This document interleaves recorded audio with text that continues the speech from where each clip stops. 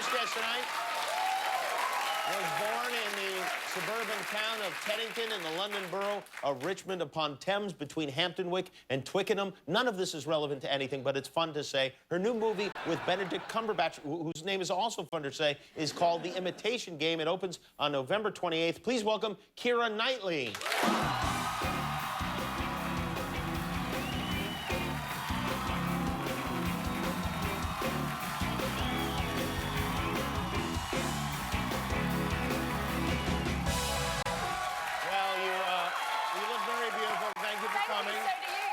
Very nice to meet you. Thank you very much. That's all right. I weaved it myself. Did you? Good job. I know you got a big movie premiere tonight here in LA. Yeah. And you had a very, I think it's, I don't know, to me it sounds kind of unusual, but in Silicon Valley they had a screening at a mansion, somebody's mansion up, some rich person's place. Some rich tech person called Yuri, who was very nice. And you went to Yuri's house. I went to Yuri's very large house. To watch your movie with Yuri and his friends. And his friends, who included Mark Zuckerberg. Yes. And Google people. Yes.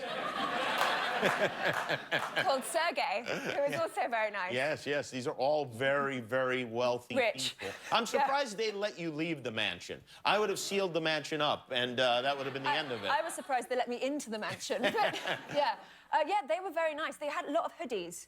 Hoodies are big in the tech industry, I found. Yeah, they are. Silicon Valley, they love it. Yeah, and Crocs.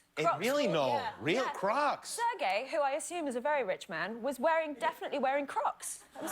I guess that's the thing you do when you're very rich. It's like, well, I don't want to be ostentatious, so I'm going to wear the stupidest, most disgusting shoes on the planet. Yeah, it's true. Although we were outside, so it kind of made sense. I mean, me and my high-heeled shoes sinking into the grass wasn't that great a look. There's got to be a happy medium of some kind. There Maybe must be. Crocs will make... Crocs? Maybe. You know what? If anybody can get that to catch on, it's you. I'll try. I'll definitely try. Yeah. So that was a fun thing for you, or no? No, it was. Somebody actually came up to me and said, hey, if you ever want to see a spaceship, here's my card, which has never happened to me before. So I may phone him and say, yes, show me spaceships. You definitely have to call him on that. I should, yeah. And apart from that, I mean, I'm a technophobe, so my conversation with tech people is kind of minimal. That's probably for the best, because they're operating on a level well beyond any normal... They are, but do you know what's really annoying? I did ask a lot of people if hovercrafts were going to happen at any time, because that looked great in Back to the Future, and why hasn't that happened? And none of them were into the idea. Don't they have one in London that goes from London to Paris, a hovercraft? They do. Oh, you mean the big ships? No, I mean the ones that they jump onto like a skateboard. You want your own. Oh, you want the Back to the Future. The Back to the Future hovercraft, yeah. Was that not called a hovercraft? You know what? I bet they'd build you one of those if you really pushed it. I really did push it. You did. You'll probably have one. They weren't that impressed. Michael J. Fox had one. Yeah, exactly. Well, if he can have one, I should definitely have one. You've been in movies since you were a little kid. Yeah. When's the first time you came to Los Angeles? When I was about 17, for the audition for Pirates of the Caribbean. You were that young then? I was that young then. Who did you come with? I'm this old now. Yeah. I mean, it's funny because it's 17. I mean, you were a teenager then. I was a teenager. I came with my mum. And I remember they put me up at the Four Seasons, which was the poshest hotel I had ever been inside at that point. And I think I stole the slippers, and I'm pretty sure I've still got them because it was so exciting. Disney flew you out? Disney flew me out. Yeah, Disney put me up. They also have these amazing grapes. They're like frozen. Have you ever been to the Four Seasons in LA, everybody? Amazing frozen grapes. You sit around the pool and these people come around with trays and you get like a frozen grape. Who knew? They're great. They're you guys don't have those in England? No, it's too cold for frozen grapes. But they're naturally frozen. That's ironic. Yeah. Okay, so you're eating frozen grapes. You're enjoying yourself as a kid. Was this a place that you'd always wanted to see? Yeah, I mean, I guess so. It's very flat, isn't it? I remember that being my first thing of LA when you fly in because it's so sprawling. I was like, wow, it's really flat. We keep it flat because we're lazy. Okay. That's what I thought. Nothing to do with those earthquakes. It's all just laziness. Have you ever been on the Pirates of the Caribbean ride at Disneyland? I did. They really kindly gave me a free pass to Disneyland on my first trip here. I would hope so. Yes. So I did actually go to the Pirates of the Caribbean ride and went, ooh, wow. There's a lot of singing. Yeah, there's a lot of singing. Yeah. Yeah. You had no idea what it was until No, then. not a clue. No, not a clue. But they didn't give me, like, I think they should have given me a lifetime pass or something. They did not, huh? No.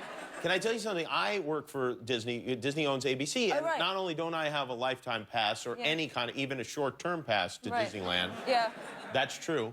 That's awful. That's true. By the way, last night I bought 3 annual passes to Disneyland online. I'm not kidding you. I'm not kidding. Wow. But I don't even get a discount at the Disney store next door to our building. No.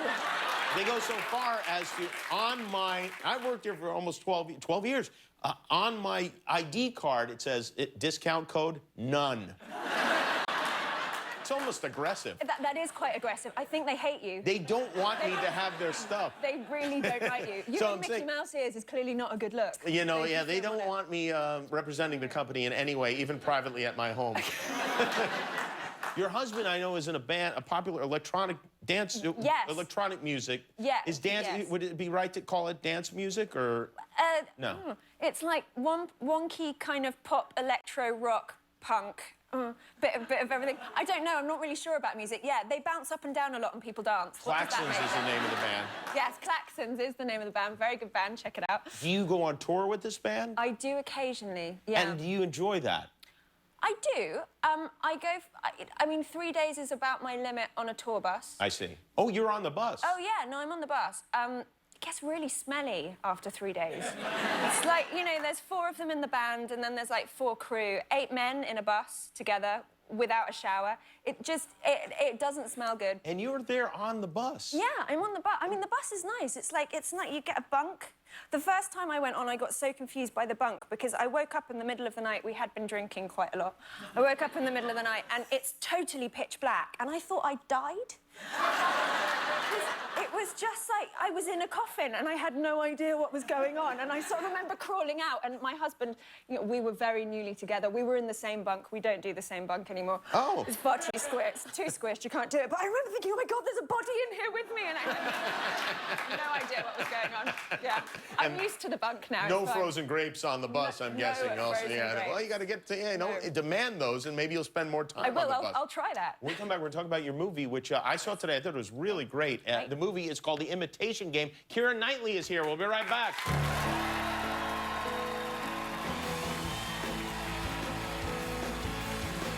Portions of Jimmy Kimmel Live are brought to you by Smirnoff, exclusively for everybody. Please drink responsibly. Hey, Guillermo. Hey, Jimmy, I'm trying to decide what to drink. We'll get whatever you want. I'm buying. Wow, it must be Christmas. Hey, bartender, what is your most expensive drink? Today we're actually featuring a specialty vodka made from the tears of blue-eyed Armenian monks. What is it called? The name is all vowels. It can only be pronounced by dolphins. I'll take that. Shh. If you're too loud, the bottle will shatter. I take that.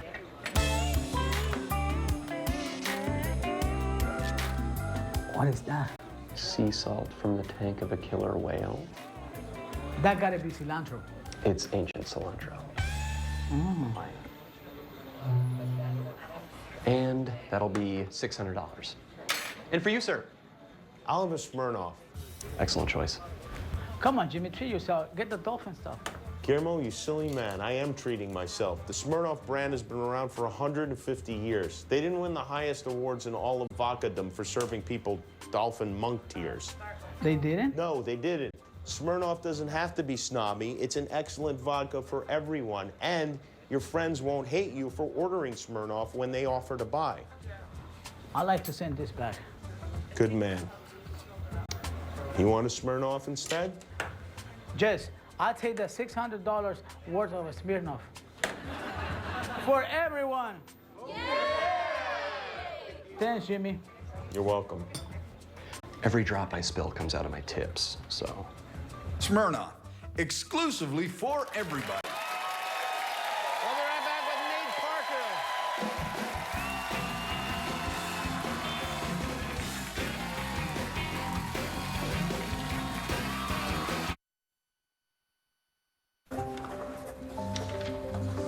Parker. You finished?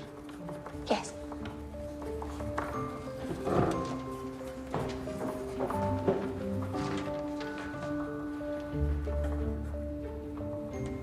5 minutes and 34 seconds.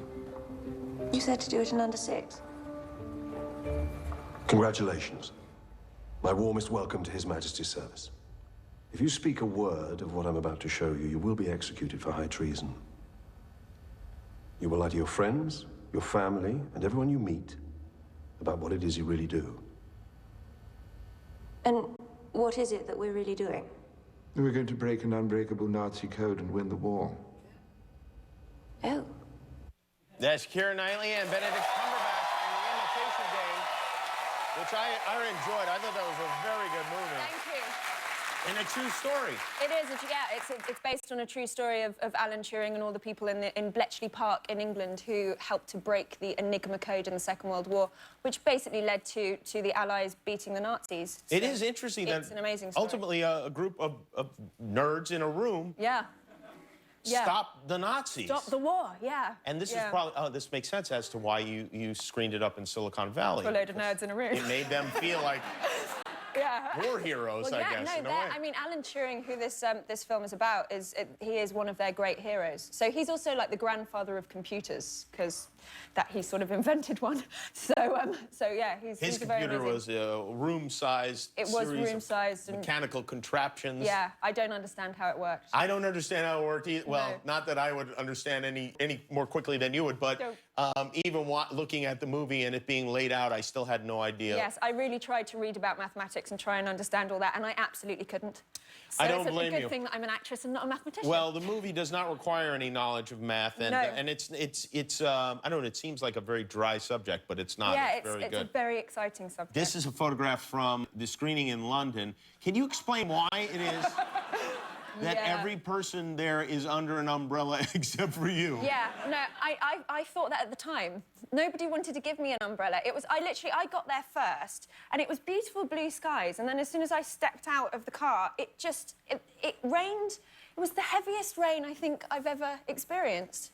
It's like the opposite of Mary Poppins in a way. Yes. It had happened to me like 2 weeks before that as well. I've got a film out at the moment called Laggies, and there was a premiere in Toronto, and exactly the same thing. I got out of the car and a hurricane hit the red carpet, and my hair was just all up like that and down my face. Do you think it's possible that you are having an effect on the weather? Yes. I do.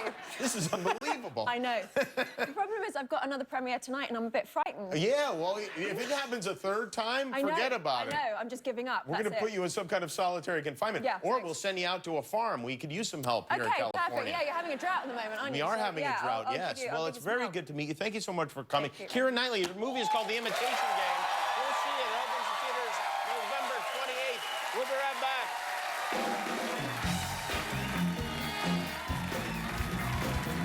The Jimmy Kimmel Live concert series is presented by AT&T, mobilizing your world.